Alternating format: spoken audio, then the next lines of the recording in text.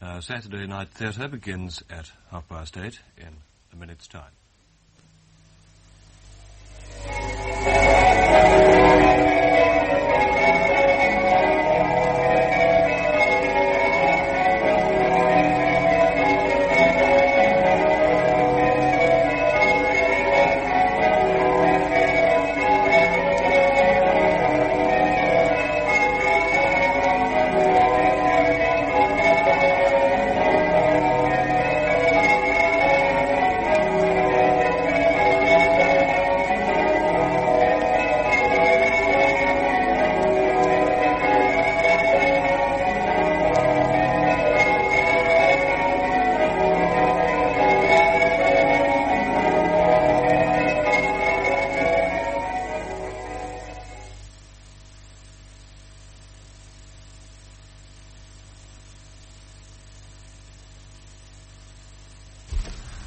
This is the BBC Home Service and the British Forces Network in Germany. Saturday Night Theatre.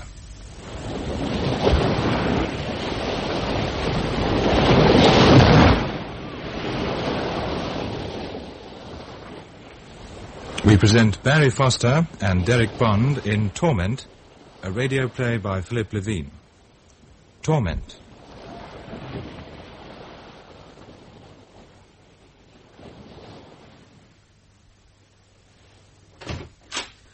Oh, Flora, have you seen Ralph? He went out, Mrs. Ellinger. Did he say where? No, never does these days. He used to be such a sociable creature. Now I'm lucky if he says hello or good morning. Oh, young people. You haven't forgotten Mr. Ellinger and I will be out this evening. No, he did mention something about it last night. It's your anniversary, I gather. Yes, we're driving into Norwich for the evening. Oh, that should be nice. Oh, nothing spectacular, just dinner at the Star Hotel.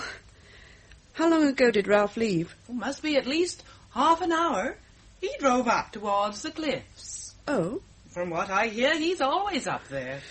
About the evening meal, you better lay on something cold for Ralph in case he's late. Yes, that's what I had in mind. Oh, Brenda, my feet are killing me. Oh, me too. Oh, I think I've got a blister on my heel. I wish we'd have stopped at Great Yarmouth. Oh, don't blame me, Daff. You were the one who wanted to hike to Cromer. How far is it on to the next place? Have you got the map? Yeah. It's Wintersleigh. Oh, that's about 5 miles. Oh, I'd give anything for a lift. Oh, it looks as though your prayers have been answered. There's a car coming down the cliff road. It's a bit tatty, isn't it? Well, thank heavens for small mercy. I will, if it stops. Oh, there's a young bloke driving. Nice looking, too. I wonder if he prefers blondes or redheads. He can take his choice. If we can't make him stop, we ought to give up. Now, just you watch this. Hey! Hello?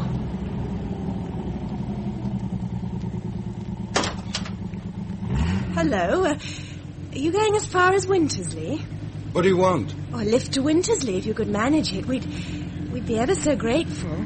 Well, Well, there's only the two of us, me and my friend. Oh, here she is now. What? No. No, I'm sorry, I can't. What? But it's not very far. Let go of the door. Well, what happened, Brenda? I don't know. He took one look at you and slammed the door. Do you know him? No, I've never seen him before. He was a bit het up, wasn't he? Het up? I'd say he was round the bend.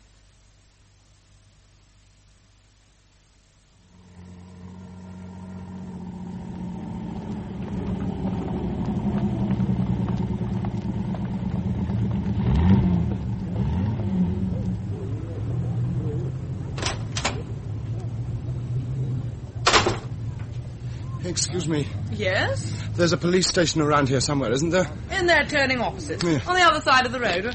Oh, well, you might say thank you, young man.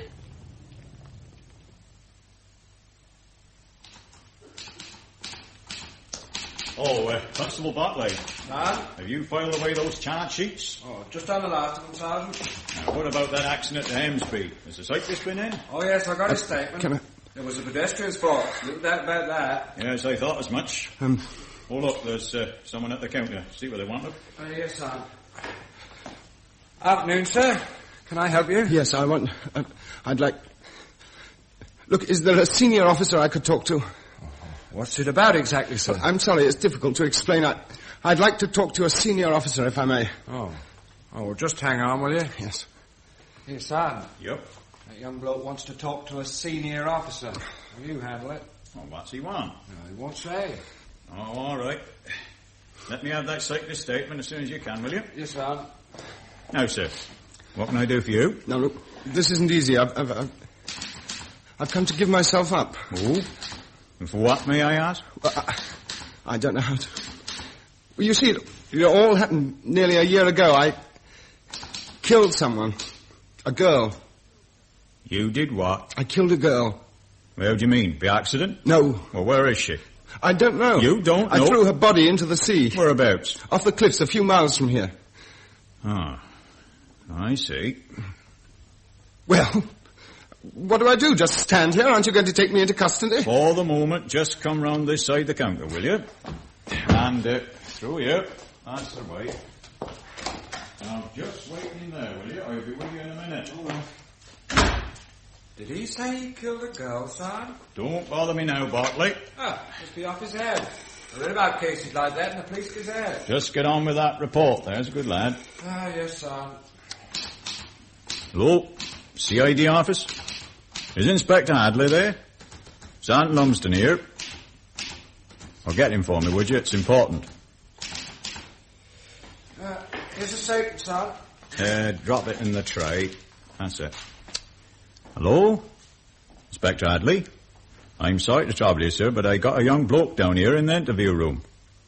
He marched in here not 5 minutes ago and, well, prepare yourself for a shock. He says he killed a girl. Yes, you heard right. A girl. No, about a year ago. Well, I wouldn't have thought so, sir. He is a bit on edge, but I wouldn't have said he was a nutcase. Fine, sir. I'll do that right away. Bartley, let's have a statement for him. Yes, son. Oh, Inspector Hadley should be down in a sec. Yes, it's all right, son. If you want to smoke, go ahead. Like one? No, not for me, thanks. So far I managed to lay off. Just grab a chair, will you? That's the way. That's it. Now, first, let's have your name. Ralph Ellinger. You mind spelling that? E-L-L-I-N-G-E-R. G-E-R, I got it. Ellinger. Now, your age? 22. Occupation? I'm doing nothing at the moment. I was a student. Law. Law. I see. Oh, hello, Inspector. Sergeant. Now, that's as far as I got with the statement, sir. Thank you, Sergeant. Should I buzz off, sir? No. I'd like you to stay, if you will. Very good, sir. Ralph Ellinger. Yes. Well, now, what's all this about, Mr. Ellinger? Well, I've already made a statement to the sergeant. Well, if you don't mind, I'd like you to repeat it for my benefit. About a year ago, I killed a girl. I've come to give myself up. You've left it a little late, haven't you? Well, does that make any difference? I'm here now. My head, it's splitting. Oh. Would you like some water? No, thanks. I'm all right. Oh. Well, sit down, will you, Mr. Ellinger? Now then, this girl you say you killed, who was she? Local girl? No. Well, what was her name? Her name? Yes, her name. Peggy. Peggy who? I don't know. You don't know? No, I'd only just met her. I picked her up one night in the car. Where? On the road from Norwich. Is it a habit of yours to pick up girls late at night? No, of course not. Well, if she wasn't a local girl, where did she come from? Ireland. Ireland? Yes, she'd come over here to work during the summer. Where? Oh, some hotel, the Queen's in Yarmouth. See, you got that, Sergeant? Sir. What was she doing on the Norwich Road? Hitchhiking from Liverpool. Well, Yarmouth was a little out of my way, but I said I'd give her a lift. Go on. Well, we stopped off at a pub for a drink, and we got quite pally. A couple of gins, and you'd thought we'd known each other for years. After we left the pub, we chatted for a bit. And then a few miles from Yarmouth, she let me kiss her. And then, well, I really can't explain it. I had my arms around her, but I couldn't let her go. She became frightened and started to struggle, and the next thing I remember, my hands were around her throat, and I felt my fingers tightening. Well, I knew what I was doing, but for some reason I couldn't stop. And suddenly she was quite still, and I knew she was dead. I must have sat there for about an hour. And then I drove up to the other side of Wintersleigh and threw her body over the cliffs. I watched the newspapers like a hawk, but there wasn't a word. At first I tried to push it into the back of my mind and pretend it didn't happen, that it was a bad dream. Are you sure it wasn't? Of course I'm sure. For heaven's sake. I killed that girl. Look, there's no doubt in my mind. I killed her, believe me. For a time I thought I could live with it, but now I can't sleep or work, and it's become unbearable. The girl's face never leaves me. Describe her. Oh, green eyes, pretty red hair, a gentle voice. Sweet kid, 19, 20, no more. Well, this could be a very serious matter. You realize that, don't you, Mr. Ellinger? Of course, but I had to come here. I don't care what happens to me. Well, for the moment, just let's stick to the facts, shall we? When did this happen exactly? It was at the end of June last year, the 27th. Mm-hmm. I came down from Cambridge for the summer vac, and when I got home, the house was empty. My father was abroad. What on? Business? No, on holiday with my stepmother. I see. Mm-hmm. Well, I was a bit depressed, to tell the truth. So I drove into Norwich for the evening. I took in a film. Then I picked up this girl on the way back. What part of Ireland did she come from? What? Oh, she didn't say. Well, what did you talk about?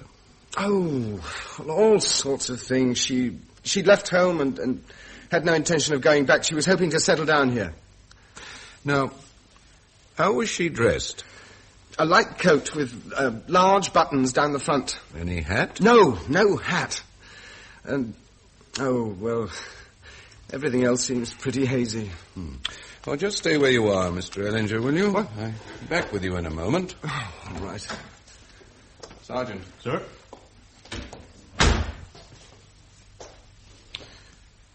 Tell me, Sergeant. Sir? Have there been any reports of a girl's body being washed up in the past year? Well, no, sir. Not to my knowledge. In fact, I'm pretty sure there aren't. What do you make of him, sir? You think he is a nutcase? No, I wouldn't have thought so. He's a bit nervy, but he's rational. Yes. But whether he's all there or not, well, we shall have to follow up. Mm-hmm. Now, I want you to check the missing persons list and the police gazette for a description of this girl. Sir. Then call the headquarters at Norwich. I'll take the boy's written statement. Right, sir.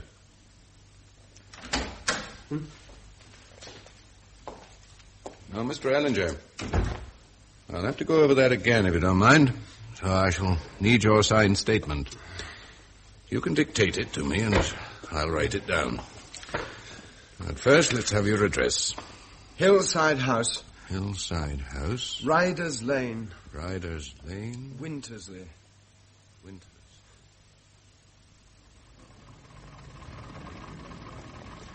Miss Sanford? Miss Sanford? Yes? Hello, don't you recognize me? I'm Frank Ellinger, Ralph's father. Oh, hello. Well, we only met once, briefly. Where are you off to? The library. I work there. Can I give you a lift? Oh, no, I couldn't think of bothering you. Oh, it's no bother. Climb in. It's somewhere on the right, isn't it? The fourth. I could have walked. It's no distance at all. Too late now. Have you seen Ralph lately? No, not for some time. Your father's in timber, isn't he?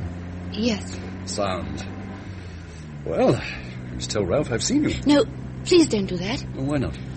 I'd rather you didn't. If you could drop me on the next corner, that'll do fine. Right, you are.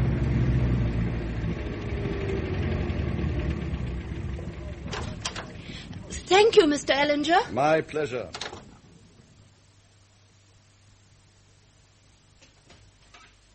Hello, darling. Frank, you managed to get off early. Well, a promise is a promise. Have you got there? Where? Come on, show me. Oh, this. Oh, just a little something for you. Darling, I can't imagine what it is. I hope you can't.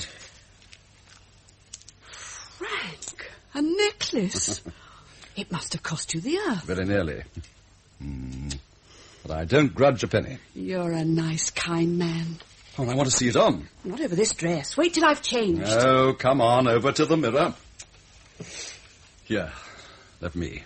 Watch my hair. I had it set specially for tonight. There. It's beautiful.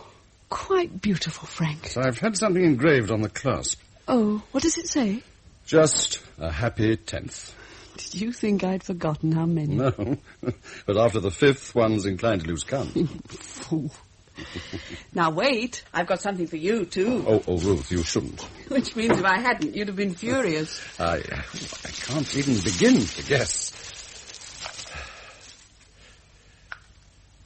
Well? Cufflinks. What's wrong? Don't you like them? Yes, of course. Then what is it? Now, don't tell me you've a pair exactly like them. Well, as a matter of fact, I have. Ralph gave me a similar pair this morning. Ralph? Yes, you two should have consulted each other. But I told him I was thinking of buying you cufflinks. Oh, did you? Well, it was obviously a misunderstanding. Oh, not to worry, I'm sure they'll change them. That's not the point. Forget it, darling. I'll take them back first thing. Oh, by the way, do you know who I bumped into as I left the jeweller's? Carol Sanford. Carol Sanford? The girl Ralph was friendly with? Yes, I offered her a lift. She was rather reluctant for some reason, but I turned on the old charm. I may be wrong, but I think the poor girl was quite embarrassed to see me. Why? I don't know. When I mentioned Ralph's name, she was, how shall we say, decidedly cool. She and Ralph must have had a tiff or something. That doesn't surprise me. What does that mean? Well, let's face it, darling, that boy of yours isn't the easiest person to get along with.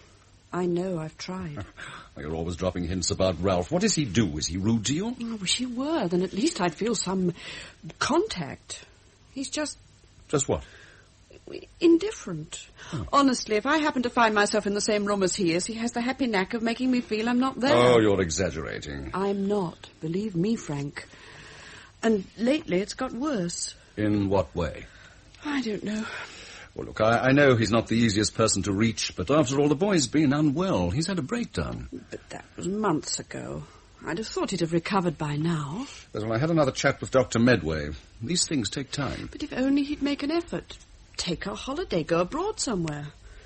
All he does is lock himself into his room or wander off on his own. Oh, young people are like that at his age. He'll sort himself out in time. Now, how about a drink? What do you have? The usual. Oh, come on, snap out of it. I say, is Flora taken to the bottle? What? Well, this decanter was full at the weekend. Flora's teetotal. Ralph? Well, I hate to carry tales. Where is he? Upstairs? No, he's not in. He went out soon after lunch.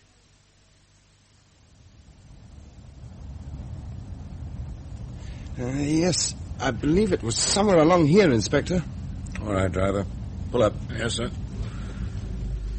Now, Mr. Ellinger, I want you to show me exactly where you picked this girl up.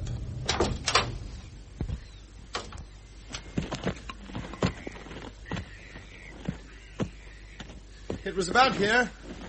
I'm pretty sure of it. I remember I was 20 or 30 yards past the junction leading to Wroxham. She stood on this verge, you say, and waved you down? Yes. Well, was it dark at the time? It was after 10, it must have been. Well, I'm surprised you didn't miss her as you turned off toward Wintersleigh. Well, there aren't any cat's eyes on this road. I had my headlights full on. Which road did you take to Yarmouth? The A417. And this pub you stopped at? What was it called? The 3 Crowns. That's a couple of miles further on. Do you drop in there regularly? No, it was the first and last time. All right. Back in the car. That pub's our next port of call.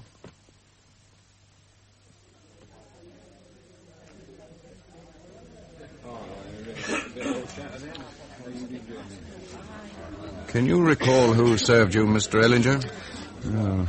Oh, yes. The man with the paunch behind the bar. All right. Let's go up to the counter. Yes, sir. What'll it be? I'm a police officer. Oh, yes? What can I do for you? This young gentleman with me. Have you ever seen him before? I can't say that I have. No, don't rush it. Take your time. This is very important. See here. What's this all about? That's not your worry. Now, do you recognize him? Let me see. No. No, I don't. I was with a young girl, Irish. She had red hair and wore a light coat. How long ago was this? About a year. A year? Good grief. That's going back a bit. Do you know how many customers I get in here every day? Hundreds. Almost every other car stops here. I dare say. But do try and remember. What time did you come in? About 10:15. Oh, that's our busiest spell. At that time, I can't tell one face from t'other. If you'd have dropped in last night, I wouldn't remember you. Oh, come along, Mr. Ellinger. Really? Thank you, sir. I'm obliged to you for your help. That's all right.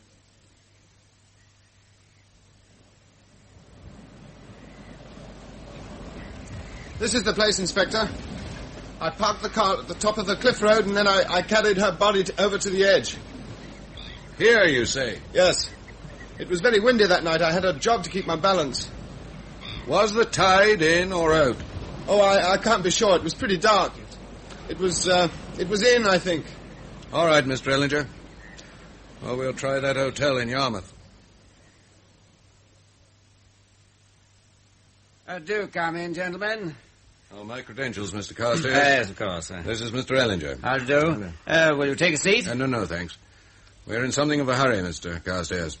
We're trying to trace a girl. Girl? Yes, we've very little to go on, but we believe she was coming to work here. When exactly? Last June. Well, if she did come, we can soon trace her. I'll check my files. What's the girl's name? Peggy. We've no surname. Oh, well, frankly, every other kitchen maid's called Peggy. No, she was Irish. Around 20, with red hair and green eyes. It sounds like one of a dozen who've worked here in recent years. To tell you the truth, most of our farm labour's Italian these days. They come over by the boatload. No, I'm sorry, I have no correspondence with an Irish girl at the time you mentioned. But she told me she was coming here. No, probably on the off chance. We're always short of staff, and if she'd come, we'd certainly have taken her on. I'm afraid I've got no record of her.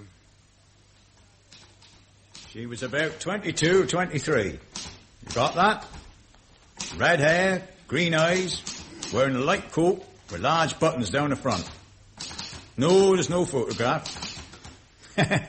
You don't have to tell me that, look. I know it's not much to go on, but it's all we got. Well, if she come by Liverpool, someone might have seen her. Lorry driver, maybe. Well, keep in touch, boy. Oh, hello, Inspector. I just been out to Norwich, and I also checked with Liverpool. Well? You were right. She wouldn't need no passport to travel from Northern Ireland. Mm-hmm. And by boat, there'd be no record. It's just like buying a railway ticket. Well, what about missing persons? I checked while I was on the headquarters. No one of that description on the list. And the only bodies washed up during the past year were two elderly people, both identified. How do you fare, sir? Well, no luck at the pub or the hotel. Well, I suppose 'tis a bit dicey after a year, but it does seem odd that no one's reported her missing. Her family, I mean. Well, that depends. If she left home, they probably wouldn't give it a second thought. Yes. I suppose there's no chance that our young friend in there is pulling our legs? I won't pretend, Sergeant, that thought had crossed my mind. Well, you know what some of those college chaps are like, sir. Anything for a lark. I know that only too well. No, don't get up, Mr. Ellinger. You care for a smoke? No, not just now, thanks. Oh, maybe I won't either. Mr. Ellinger, I know Wintersleigh is just a small town, but believe me, we're pretty busy here. And although we seem like country yokels, we don't take kindly to tomfoolery or practical jokes. I don't quite see just let me finish, will you? I was young myself once, and I know the sort of pranks that students get up to. Pranks? I remember painting a statue bright yellow, and for months I was the hero of the school. No, I assure you, Inspector... Well, whatever your reason, you've wasted my entire afternoon and put my staff to a great deal of trouble. Now, the truth is, we have no trace of this girl. In fact, no reason to believe that she ever existed. Now, if you care to retract this statement, apologize and give me your assurance that it won't happen again, you can leave here without further ado. But I tell you, I did kill this girl. Why? Why? Yes, why? Well, there's usually a motive. I told you, it was on a sudden impulse. There's nothing more than that. Oh, come now, Mr. Ellinger. You look an intelligent chap to me. I'm sure you know when a joke's gone far enough. I swear to you, this is not a joke. Mr. Ellinger, you realize if you persist in this story, I shall have to notify your family. This could be serious for them as well as for you. Well, of course I realize that. And you still insist that you killed this girl? Yes. Very well. Then you leave me no alternative.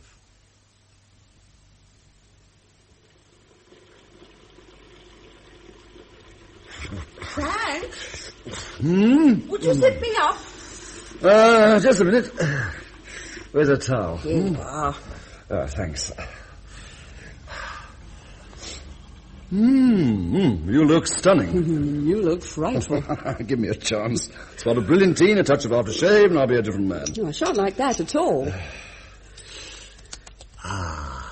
There. Smell that. Irresistible. Me or the aftershave? I'm still waiting to be zipped up. Turn round. Zip. There you are. Thank you. Now do hurry up or we should be late. Oh, no, there's no hurry. They serve till about 11. I'm not waiting for my dinner till 11. In an hour I shall be famished. Then ask Flora to fix you a sandwich. Really? Where's my tie? Here. No, let me. I'm an expert. Is, Ralph back yet? I haven't seen him. Oh, well, I thought we'd all have a drink together. There we are. Oh, thanks. He's probably gone to a cinema. I've arranged with Flora to leave him something cold. Your jacket?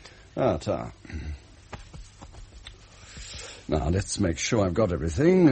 Watch, handkerchief, wallet. Don't forget that, whatever you do. Yes, come in. Sorry to bother you, sir. Yes, what is it, Flora? There's an inspector on the telephone. He asked to speak to you. Inspector? Oh, don't tell me there's a burglary at the office. Shan't be a moment, Ruth.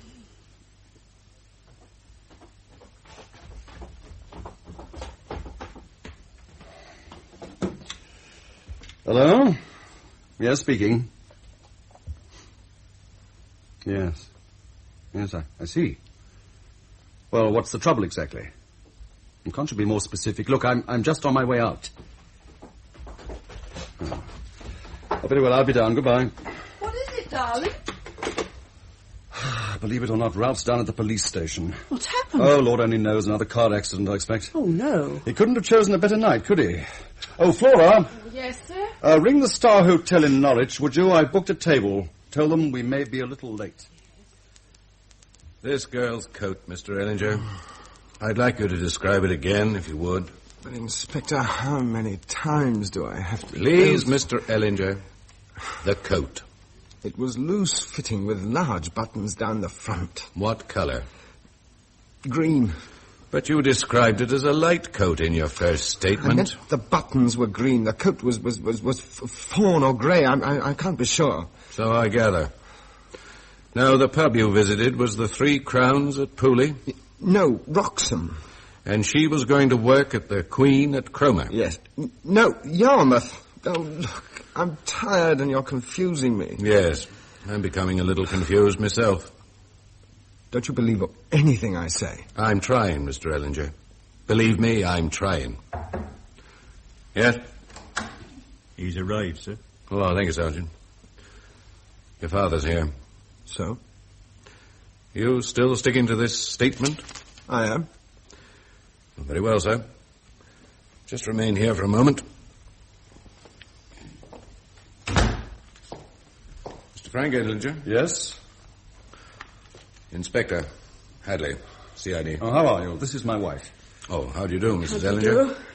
Well, pleased to come through, aren't you? Thank you. Oh, now, what's this boy of mine been up to? Well, sir, I think you'd better read this statement. Thank you. It was entirely voluntary. I took down the details, but the boy signed it, as you can see. You say Ralph made the statement? Yes, in the presence of my sergeant and me. May I, please? It's ludicrous. You're surely not taking it seriously. Well, sir, I can hardly dismiss it. In fact, I've already made some preliminary inquiries. And? Well, so far, I must admit, there is no evidence to support this. Yes, I can promise you there won't be. Oh? Oh, we should have contacted me sooner, Inspector. It would probably have saved you a great deal of time and trouble. You see, about 6 months ago, my son had a serious nervous breakdown. Oh, is that a fact? Yes, I'm afraid he overdid things up at the university. Ah, now who's been treating him, sir? Dr. Medway. I can let you have his address. Well, now, that does throw a different light on the matter. I thought it might. Not that I could have charged him, sir. There's not a prima facie case. On this evidence, I couldn't hold him even if I'd wanted to, providing, of course, he's not a danger to himself or others. This hasn't got to the press, has it? Oh, no, sir. Oh, thank heaven for that. I have my business to think of. Where is the boy? Next door. This way, sir. Now, don't worry, Ruth, don't worry. Everything will be all right. Your father's here, Mr. Ellinger. Hello, Ralph. We've come to take you home. You've what? We've come to take you home. Now, everything's arranged. You're not to worry. No, but I've made a statement. Yes, we know all about that, but you're not to worry about a thing. No, but I killed this girl. Now try and look at this intelligently, Ralph. You've been ill. The sooner we get you home, the sooner we can straighten things out. There's nothing to straighten out. Look, you've been wondering why I didn't go back to Cambridge. Well, this was the reason. The breakdown was an excuse. Yes, we'll talk about it later. No, but you can't stay here. The police have no jurisdiction to hold you.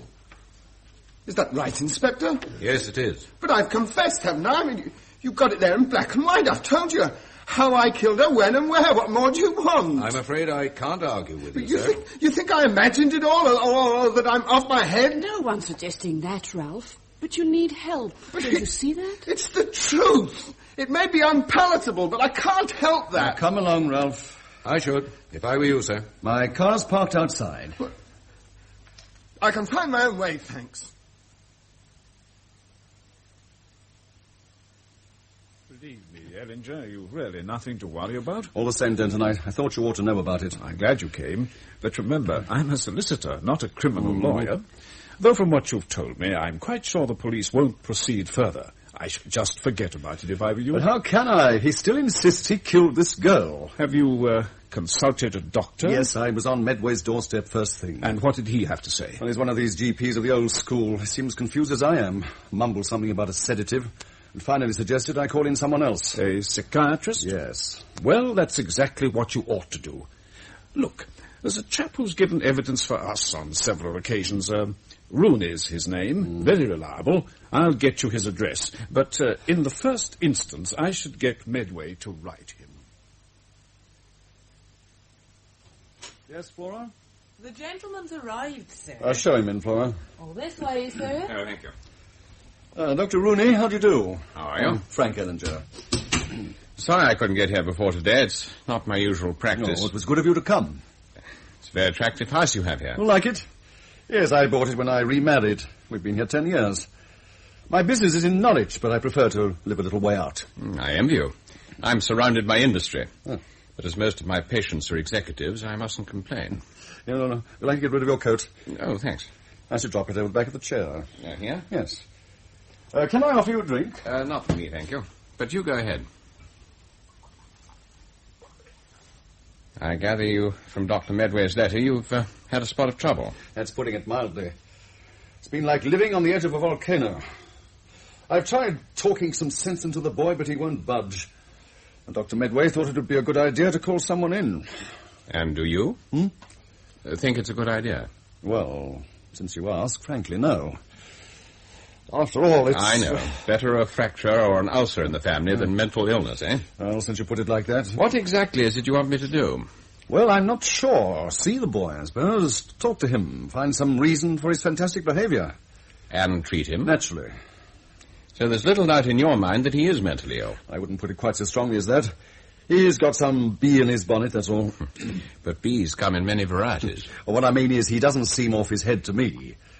He's under some strain or another, but let's face it, who isn't today? True. He's probably got what you chaps call neurosis, don't you think? I rarely diagnose at second hand. Well, I don't think he's insane. But that would be more acceptable than having a murderer in the family. Acceptable's hardly the word. Preferable, perhaps. But then his whole story is a complete fabrication, so I discuss it. It's caused me a great deal of embarrassment, I can tell you that. And I'm anxious to get to the bottom of it. Psychiatry to the rescue, eh? You know, Mr. Ellinger, daily I'm consulted by counsel, sometimes by the defense, sometimes by the prosecution, often about the same case. Both want solutions, but always the one that suits them.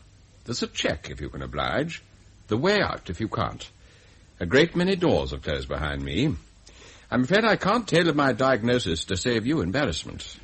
But if you want the truth, then perhaps I can help. That is all I want. Then I'll see your boy. Does he know you've consulted me? I did mention it, casually. What did he say? Nothing, he just smiled. Won't be plain sailing. Never is. Now, I'd like to make a few notes on his background, if you'll bear with me. Yes, no, of course. Right.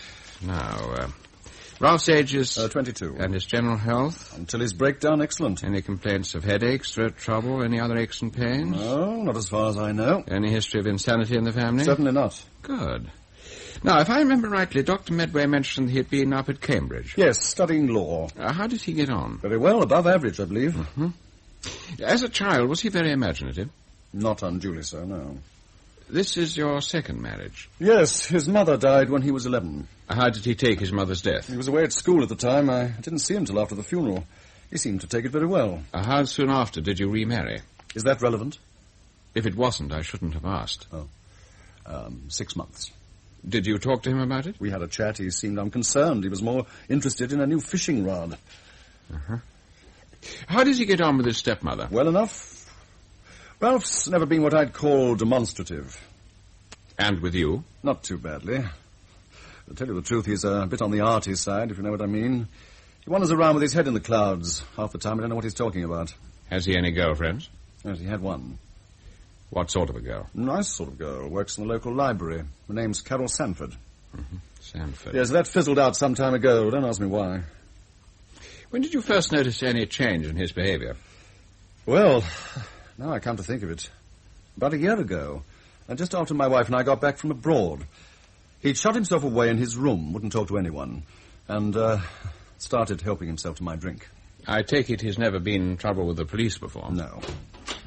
Oh, I'm sorry, Frank. I've just got back. I didn't know you had anyone with you. Oh, this is Dr. Rooney, my wife. How do you do? Hello, Mrs. Ellinger. I only came in to remind you that we're dining with the Frosts. Ah, yes. Also, I've managed to get 2 seats for the concert. Ah, splendid. Well, Dr. Rooney, you will want to see Ralph, I expect. If I may. He's in his room. I'll take you up.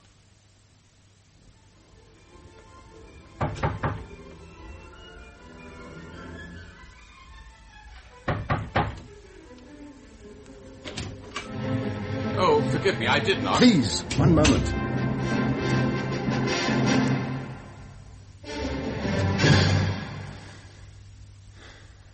I see we have the same taste, Mr. Ellinger. Bartok, I've the Philharmonic recording. Really, I don't care for it myself. Well, that divan looks very comfortable. I'm Dr. Rooney, by the way. Yes, the trick cyclist. Interpreter of dreams, repressions, obsessions, and phallic symbols. I'm flattered. I've never looked on myself as anything more than a good listener. Then if I know my father, you've already earned your fee. I'm sure he's given you the complete picture. If he had, I shouldn't be here. Oh, and you'll find me a fascinating case. An unstable personality abounding in complexes and delusions. You look pretty stable to me. Ah, naughty. You should know better, Doctor. Never judge a book by its cover.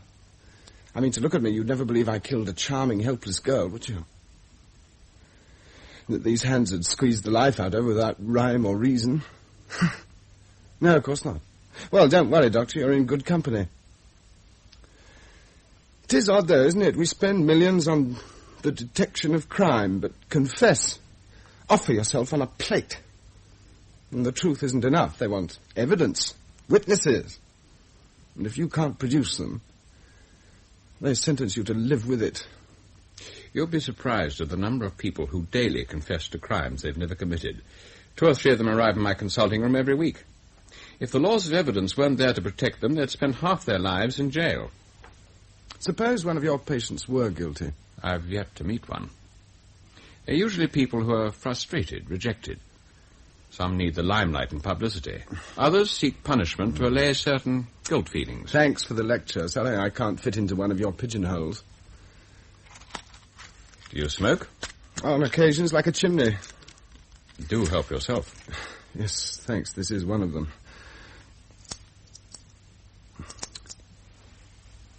Now, Mr. Ellinger. Ralph, please. Informality will help establish transference, don't you think? Well, Ralph, I'd like to ask you a question, if I may. Whether I object or not, you'll ask it, so go ahead. Now, supposing I was to tell you that 2 or 3 years ago I'd killed someone, and now I'd come along to confess, what would you say? I'd wonder how you managed to hold out that long. I only lasted a year. Why didn't you confess right away? What a question. Because I was afraid. Afraid of being found out, caught, punished. It's only natural, isn't it? Yes. I wasn't insane.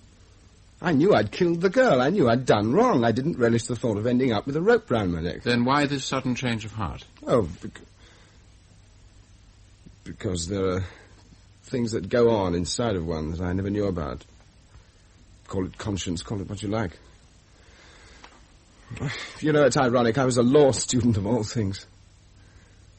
Well, I found I couldn't attend a lecture without being reminded of what I'd done. Couldn't see a girl in the street without thinking of her, the feeling of her body suddenly going limp. Her eyes, the wind against my face as I dropped her body over the cliff. And then the sudden fear when I found... Yes, go on. When I found... What is it, Ralph? Oh, good God! How could I have forgotten that? Forgotten what, Ralph? I'm sorry, excuse me. What's the trouble? It's my jacket you're sitting on. Do you mind? But where are you off to? So, I imagined it all, did I? We'll see. Where are you going? Wouldn't you like to know?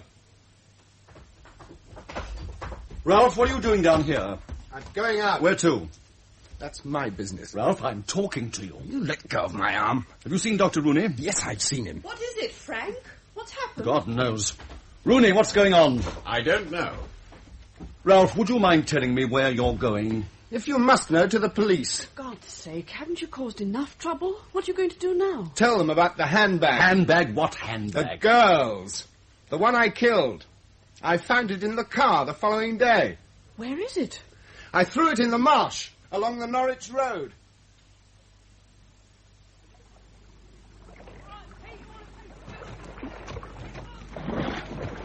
Sergeant, I'd like a word with you. Coming, sir.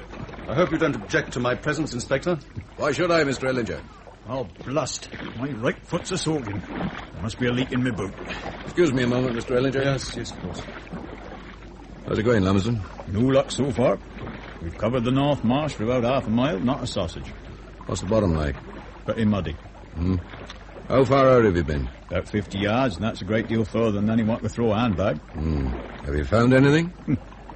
Yep, the usual. Bicycle frames, few wheels, and an old brass bedstead. I'm thinking of going into the old iron business. Not a bad idea. Here, I say. Huh? Whose kids are those? Oh, I don't know. Probably from that cottage across the marsh, I should think. Better give them a shout. Isn't safe for them to be playing around here. Right, sir. And you and the lads had better work down the south side. Oh, blast, the boys will love that. Hey, you kids, out of it.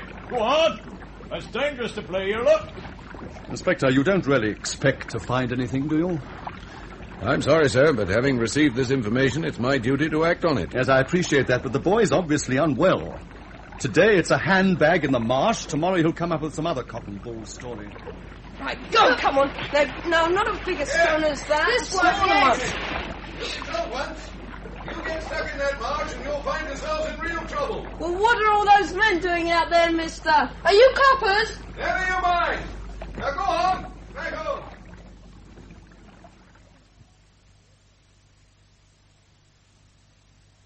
Laura, has Ralph gone out? No, ma'am. He's in the study. Thank you. It's all right, Ralph. You don't have to hide that bottle behind your back. If you want a drink, you're welcome to it. I don't know why I bother. It doesn't help. Then why do you? It's thirst quenching. I wish I could understand you. You've everything a boy could want. Is that so? Yet you carry a chip on your shoulder the size of a house. God, you talk in cliches, don't you? What is it you want, Ralph? From you, nothing. From anybody. You walk around with a face as long as a week. Here we go again. You imagine I'm something of a fool, don't you? Well, I'm not. I love people who ask you a question and then answer it themselves. Oh, I know you've never liked me. There's no need to pretend. You look on me as something of an intruder, don't you? I've never really thought about it. Then it's about time you started thinking. What can you hope to achieve by this story? I'm not with you. What do you hope to gain by it? Can't you see what it's doing to your father? Is it some way of hitting back at him? Oh, for God's sake. Don't turn your back on me. You know what I'm talking about. Do I? The truth is, you resent the attention he pays to me. You always have, ever since I came into the house. Don't deny it. I've noticed the way you look at me. You're way off the beam. I couldn't care less about you. I don't believe a word. You're jealous. I don't have to be a psychiatrist to see that. You and Rooney would make a fine pair. Well, won't you join me, Mother? Ralph, please listen to me. You know very well you never killed that girl. Your statement's a lie from beginning to end. There's no bag. There never was a bag. Now, why don't you admit it? Admit it. They're back. What? I heard a car door. Oh. It's your father's. I knew it. They've found the bag. Frank, what's happened? Ralph, come here. Put down that glass and come here. Don't let me have to ask you again. Well, let's hear the glad tidings.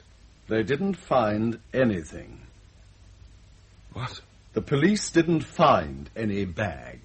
Oh, but I took them down there. I showed them where I threw it. They've had a dozen men there the entire day. They've searched for half a mile either side of the road. They didn't find anything. Well, perhaps I made a mistake. It was dark when I threw it out, and the car was moving. You're ill. You realize that, don't you? What you believe is the truth is just a figment of your imagination. Try and understand. No, I tell you, I threw her bag into the marsh. Ralph, if this goes on, sooner or later it'll get into the press. You want that to happen? All you can think about is the press and your business. It's never occurred to you that I might be telling the truth, no. Well, let me repeat it once again. I killed that girl. Is that clear? I killed her. Not from spite or malice or any reason that I know, but I killed her, and I'll prove it to you. Somehow I'll prove it to you.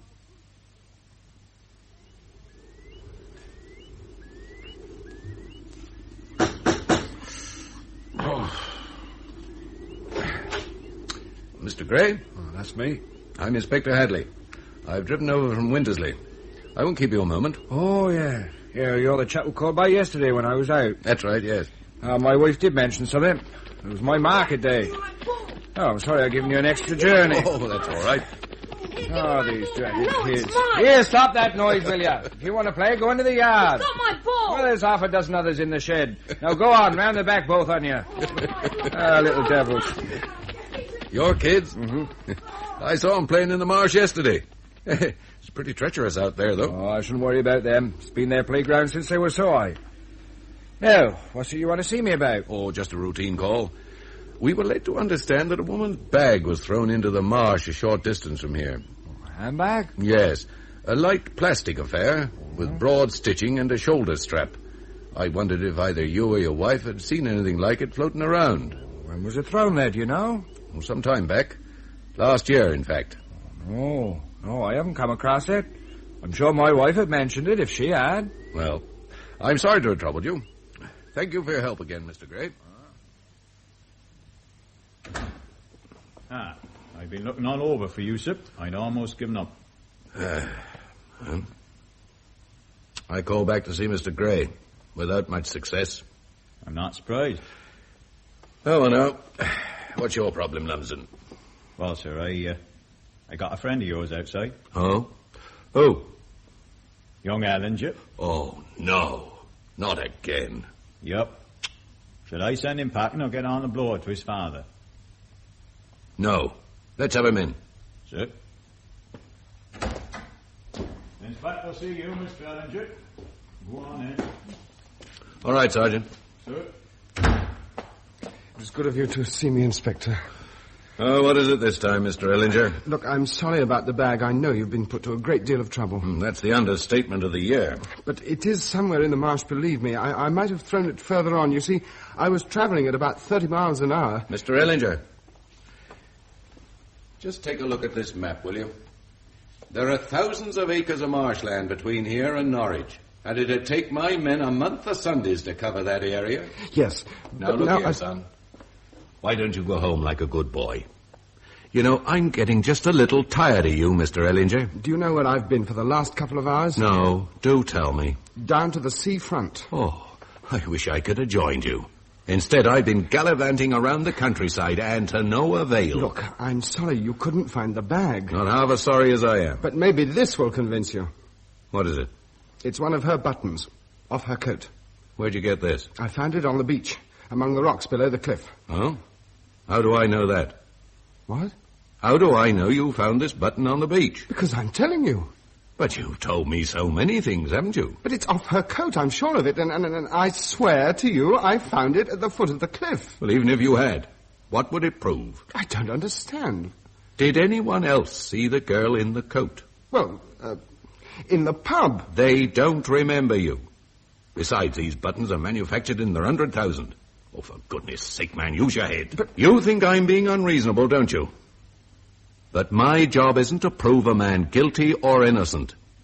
As a law student, you should know that in a capital charge, I merely submit a report to the Director of Public Prosecutions. Yes, I do know that. And only then can I make an arrest.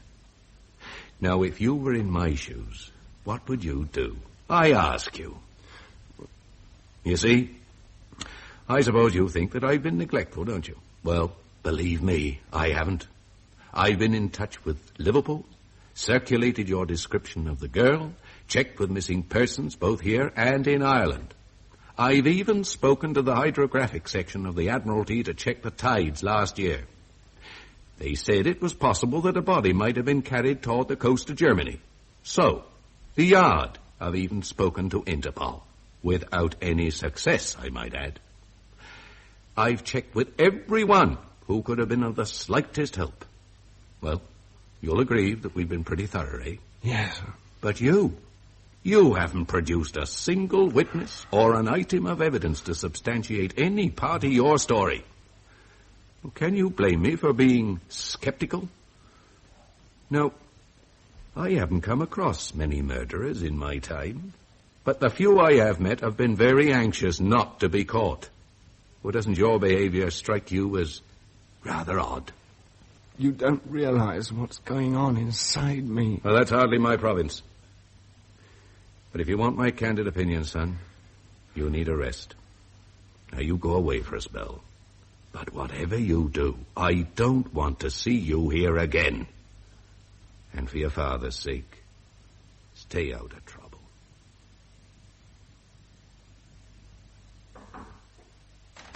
Oh, Miss Haynes, I told you I didn't want to be disturbed. I'm working on the Mansfield estimate. Oh, I'm sorry, Mr. Ellinger, but it's Mr. Ryder from the Gazette. He said it was very urgent. Frank, forgive me for barging in like this. Oh, Bill, I'm sorry. I didn't know it was you.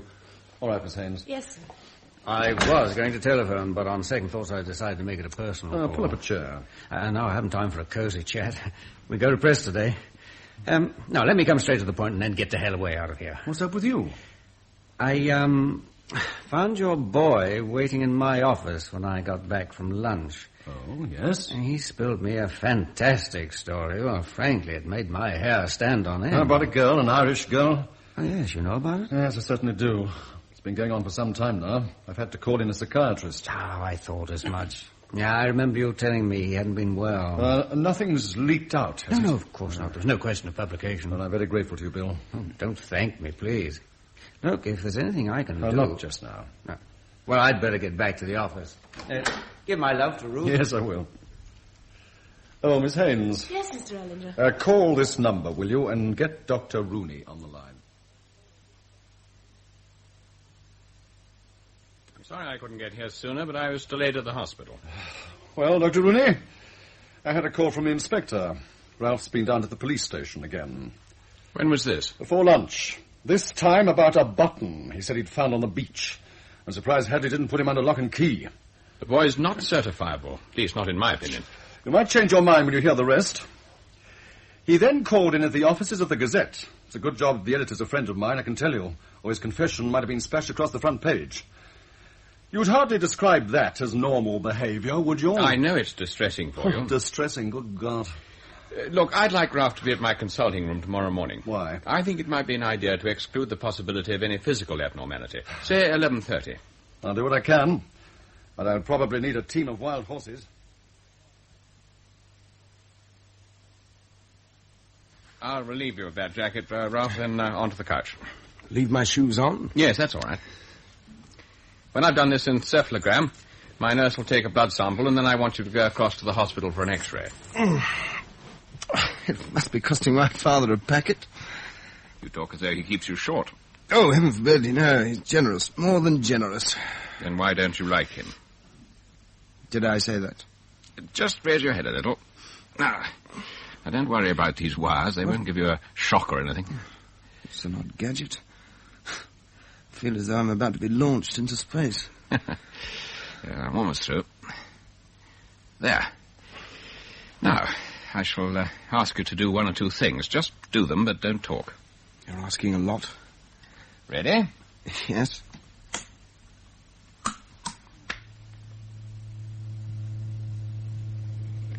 Breathe in.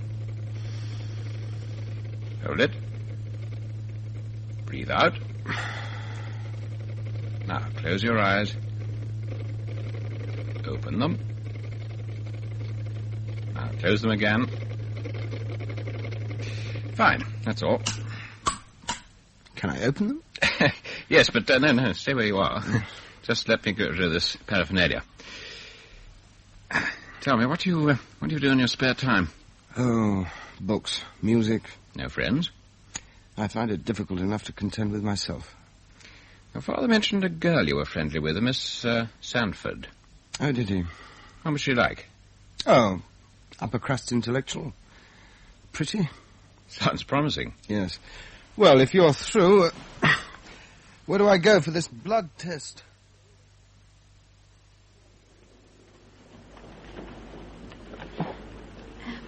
Yes, sir. Could I help you? Yes, I wonder if you could tell me where I can find Miss Sanford. Oh, she's about somewhere. Oh, she's with the trolley. Over there by the fine arts section. Oh, thank you. Miss Sanford? Yes? Oh, forgive me. My name is Dr. Rooney.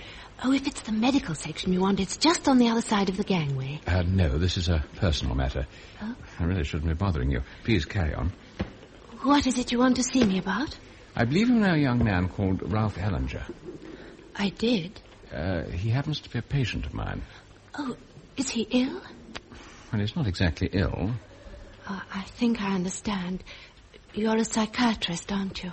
You don't seem very surprised. I'm not. May I ask why? Must I talk about it? I'd rather not. Might help. All right. What is it you want to know? When did you stop seeing Ralph? 6 or 7 months ago. You know I expect that he had a breakdown. Yes, I did hear something about it. Oh, but it wasn't on my account, I promise you. As a matter of fact, I wrote to him when I heard, but he never replied. You knew him well, though. Very. At one time we were... Oh, that was all over a long time ago. What went wrong exactly? I don't know. I honestly don't know. For some unaccountable reason, he became remote, detached. He began to drink. He'd let me down, and when we did meet, we did nothing but quarrel. About what? Oh, anything, everything. Mm-hmm. Did he ever mention a girl called Peggy to you? Peggy? Peggy who? An Irish girl. That's all I know about her. No, he never mentioned her to me. Who is she? I'm not sure myself at the moment. Now, what I'm going to ask you may seem a little odd. Was he ever violent towards you in any way? Who, Ralph? Now, this is very important, Miss Sanford. Was he ever aggressive towards you? Good heavens, no. Why'd you ask?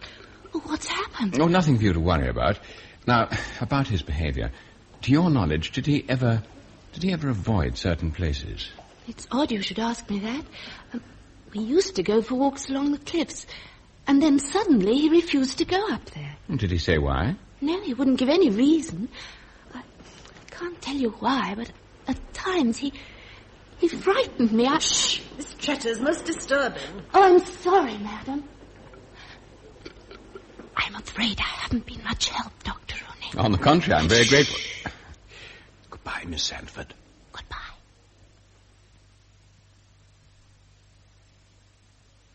Oh, Frank, I'm glad you're back early. Why, has Rooney arrived? No, but there is someone waiting to see you. A Mr. Preedy. Preedy? I don't know any Preedy. Well, if you'd rather not see him... No, all right. Ask Flora to whip up some tea, will you? Yes, of course. Mr. Ellinger? Mr. Frank Ellinger? Yes? I am Joseph Preedy, of the Preedy Investigation Bureau, Charnley Street, Norwich. My card. Yes, Mr. Preedy. You will understand, sir, that it is not usual for a member of my profession to betray a client's confidence. But, on the other hand, there are occasions when one has to draw the line. If you know what I mean, sir. I don't at the moment, but do go on. Well, let me put it like this, sir. There are times when I am asked to do something which may appear a trifle odd. Oh, you'd be amazed at the number of crackpots who wind up in front of my desk. Watch my neighbour's wife or trace my ginger Tom. Yes, I'd be grateful if you'd be a little more precise, Mr. Preedy. Of course. A young man by the name of Ralph Ellinger arrived in my office this afternoon. My son, you say? So I have since ascertained. He asked me to assist him in an investigation, the investigation of a murder. Oh. Now, sir, it is not the first time I have been approached on such matters. The Preedy Investigation Bureau has a reputation... Yes, quite. But do please keep to the point. Well, sir, you can imagine my surprise when your son stated he had committed the murder. I was a trifle shaken, to say the least. And you do see the quandary I was in, don't you, sir? Yes, I do. Without offence, it was obviously a case of... non-compos mentis, so I felt it my duty to follow him, sir, and this I did. Yes, I'm more than grateful to you, Mr. Preedy. You're quite right. My son is unwell. It was good of you to let me know of this incident. Please do send me a bill to cover any out-of-pocket expenses. Oh, that is most kind of you, sir. Oh, most kind of you indeed.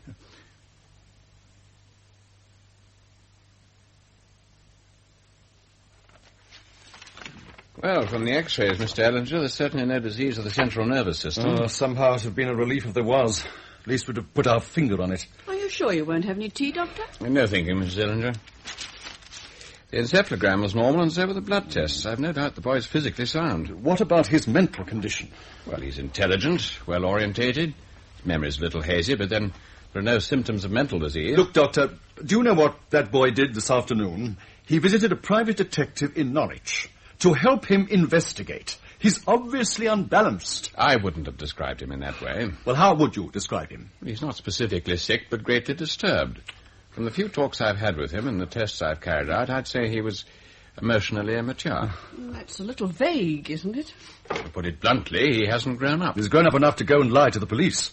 I'd call that childish. On occasions, he has a slight withdrawal from reality, but then so do we all. When we daydream, for example. Oh, this is all so much mumbo-jumbo. Can you clear this condition up? That's what I want to know. In time, yes. How long?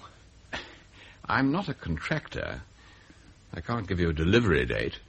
Psychoanalysis is a lengthy process. Weeks, months, years in some cases. I thought there were drugs you could use. There are. Pentothal, methadone. But it's a drastic, painful way. Surely this calls for drastic action. My position's intolerable, don't you see that?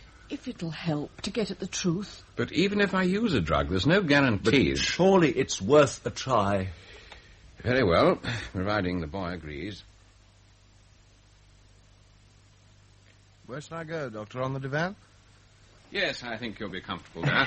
But jack it off, sleeve up. Sure.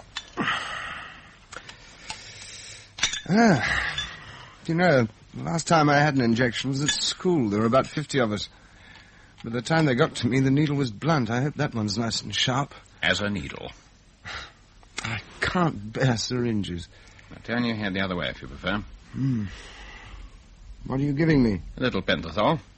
To eliminate deception and reveal the truth, eh? Now, that's somewhat exaggerated. Let's say it lowers the barriers and helps one relive certain experiences. So you still think I'm lying? Have I ever said you were? Now, just hold your arm still. This won't hurt. Now, just put on this lamp, draw the curtains. Now, don't you fidget, you nice girl.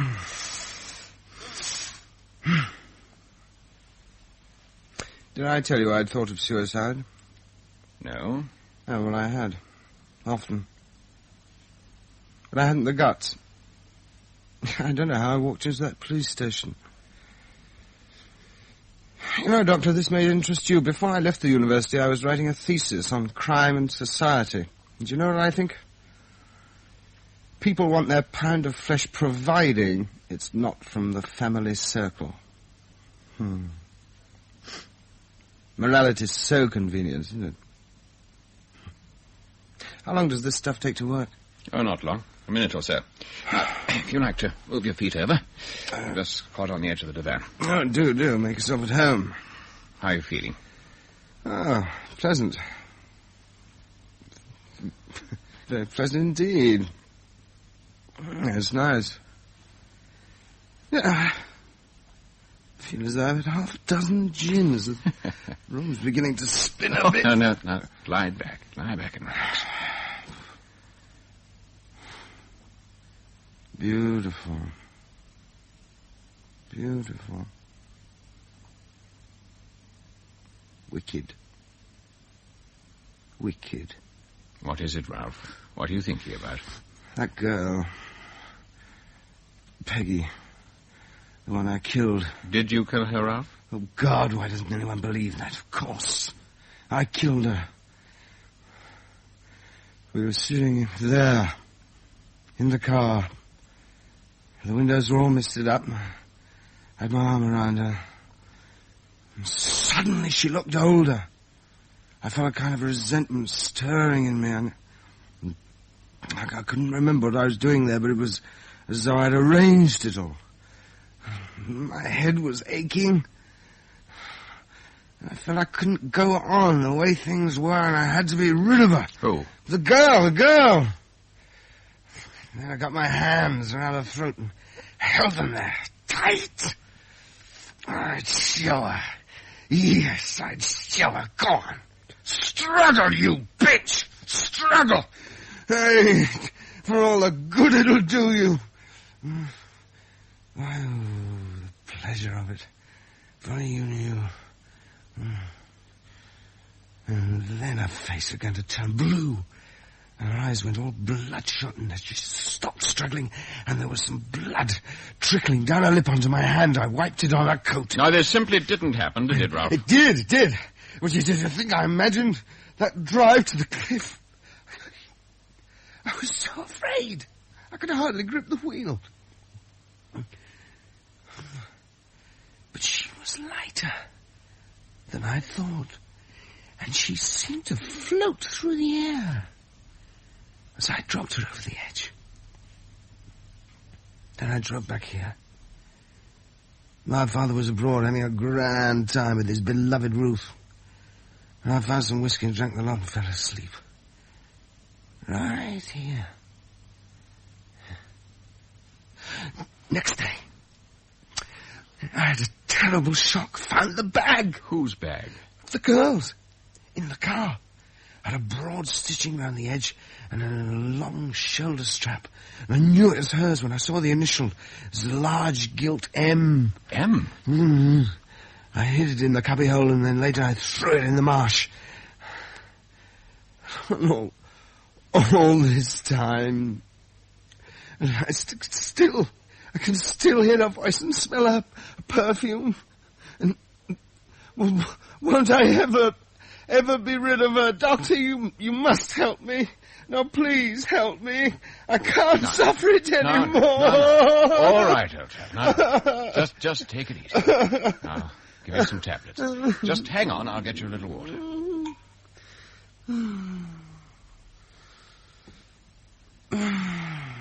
Now, take these. They'll make you feel a lot better. Thanks. That's the way. Now, I'll leave you a couple more. I shall take them about 9:30. Now, just lie back and try and sleep.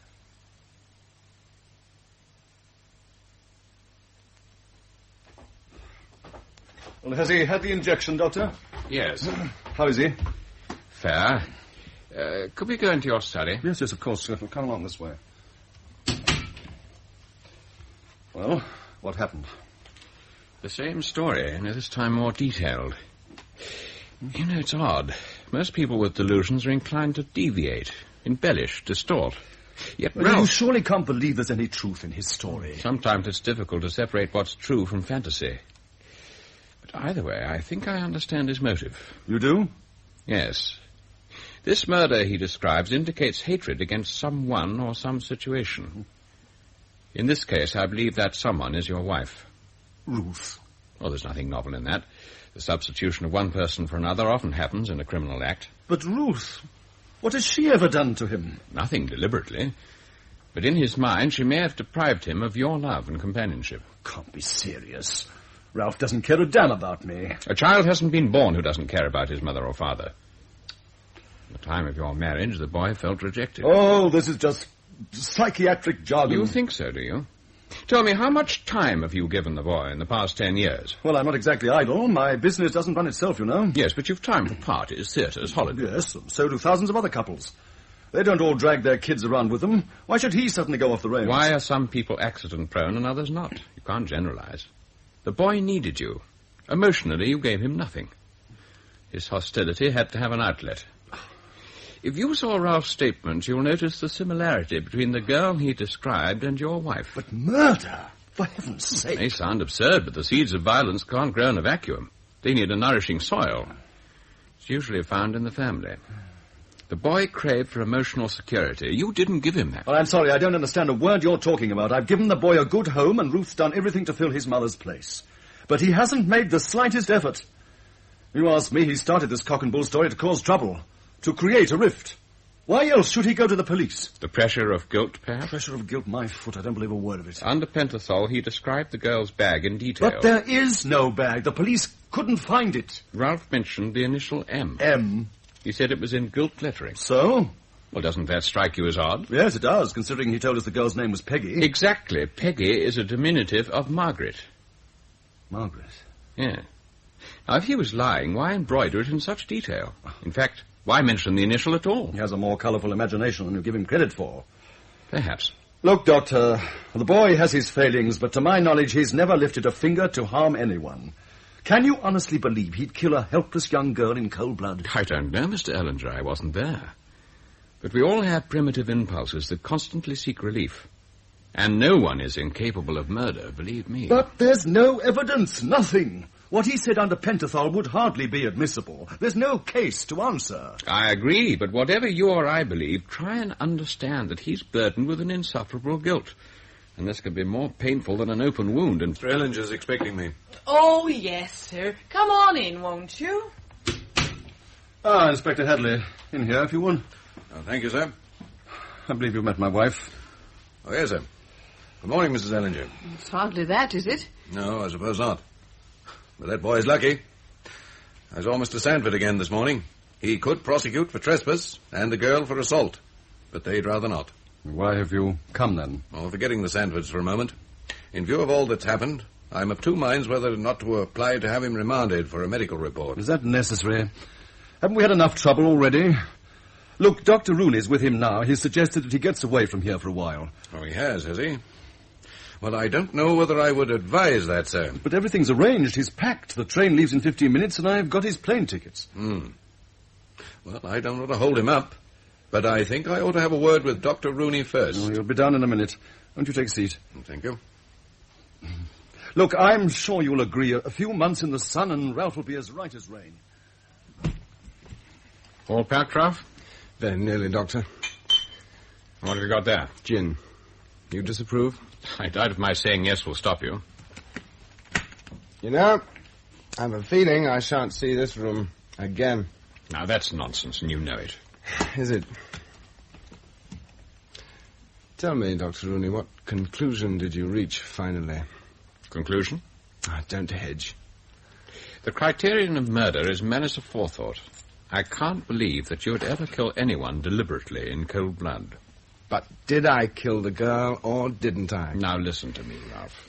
From when we're so high, we have We all have dreams and memories that alarm and torment us. I'm not a child anymore. This memory is real. The dividing line between reality and fantasy is a very thin one. Round and round and round. Don't you ever say yes or no to a question? When I know the answer. You're stumped. After all those tests and cosy chats we had, that doesn't say much for your noble profession, does it? I'm sorry. At least you listened. Oh, God, if they'd only charged me. It would have been so much easier. It's worse to punish yourself, isn't it? There's just no limit to one's own cruelty. I'm already building a dungeon inside myself. In time, you'll come to terms with it, Ralph. Oh, you're wrong, Doctor. I never shall. I must have a word with your father. I'll see you before you go. Dr. Rooney, this is Inspector Hadley. How do you do, sir? Hello. I said you thought it would be all right for Ralph to leave. Is that correct, sir? Is he quite normal? What's normal? Well, you know what I mean, sir. I'd hate a repeat of last night's little episode. I don't think that's very likely, do you, Doctor? Well, sir, what's your verdict? I don't think you've grounds to confine the boy, but I am of the opinion it would be to his advantage to leave here. I see. Very well, Mr. Ellinger. He can go. Thank you, Inspector. I'm very grateful for all you've done. I don't think I need to say more. Well, that's all right, sir. I've a lad of my own. These things can happen in any family. And that boy's lucky he has a father like you. Oh, Ralph, come on down.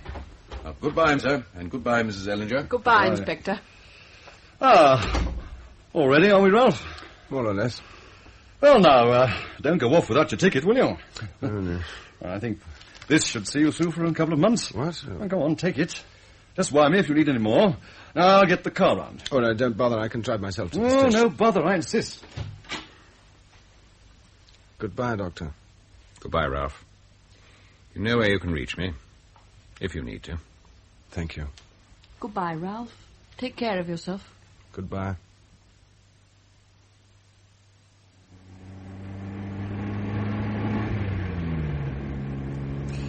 You know, Ralph, this is really an ideal time of year for a holiday.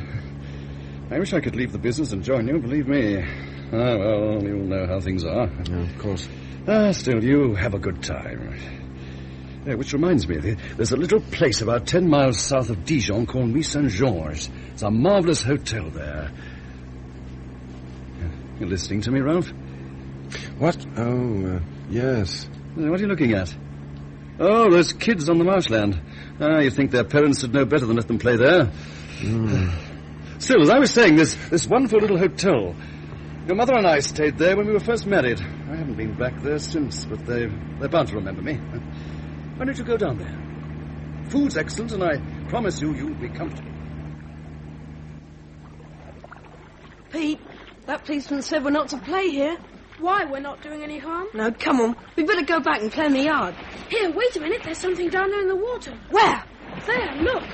Oh, it's only an old bag. Oh, look careful. It's all covered in mud. There's a gold letter on it. M. Where? That's not gold. Oh, look, you've made me drop it. It sunk right to the bottom. So what? Who cares about it anyway? It's only an old bag. Come on, let's go. I'll beat you back to the farm.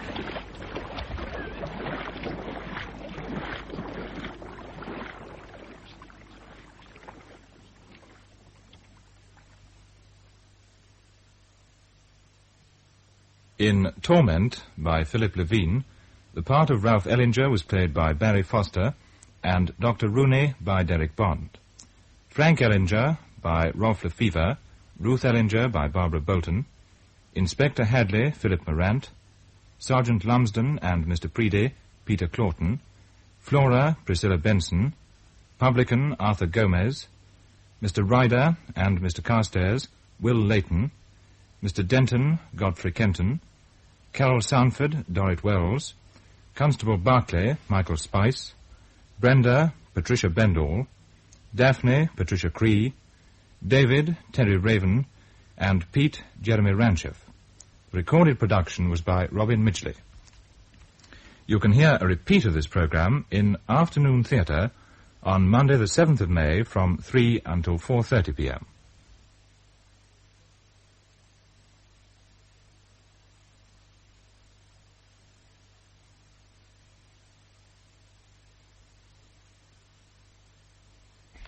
Now, until the news at 10 o'clock, here's a gramophone record of Walter Gieseking playing the Jeu d'eau of Ravel.